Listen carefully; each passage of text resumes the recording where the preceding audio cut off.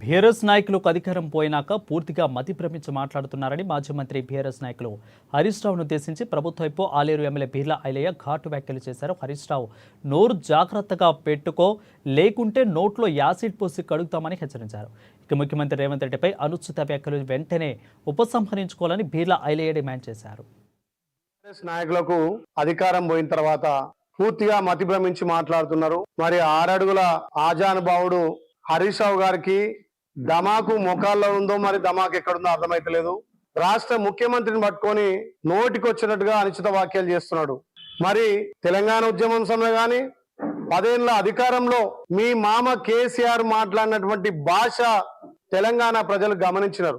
నిన్న అసెంబ్లీలో మా ముఖ్యమంత్రి గారు రేవంత్ రెడ్డి గారు మాట్లాడింది ఏదైతే సోషల్ మీడియాలో ఇష్టానుసారంగా ఫ్యామిలీకి సంబంధించిన మనుషుల మీద, భార్య పిల్లల మీద, తల్లుల మీద మాట్లాడుతుంటే ఇది తగదు, ఈ రకంగా మళ్ళొక్కసారి పెడితే చర్యలు తీసుకుంటామని చెప్పి హెచ్చరిస్తే అది మీకు బూతు పురాణంలో కనిపించిందా? హరీష్ రావు గారు బలిసి మాట్లాడుతున్నావా? తోలు మందమై మాట్లాడుతున్నావా? మీ మామ మాట్లాడిన మాటలేమో మంచిగా ఉన్నాయి. ఇలా మా గౌరవ ముఖ్యమంత్రి రేవంత్ రెడ్డి గారు ఈ సమాజం పట్ల గాని, వ్యక్తుల పట్ల గాని, రాజకీయ నాయకుల పట్ల గాని అసత్య ప్రచారం చేయొద్దు, అసభ్యకంగా మాట్లాడొద్దు అని చెప్పి సూచన చేస్తే దాన్ని తప్పులే కనిపించిందా? మరి గత 10 ఏళ్ళలో నీ మామ మాట్లాడినటువంటి భాష ఏంది? నీ మామ ఏమన్నా జాతిపిత అనుకుంటున్నావా? తిట్ల పురాణానికి అంబాసిడర్ మీ మామ.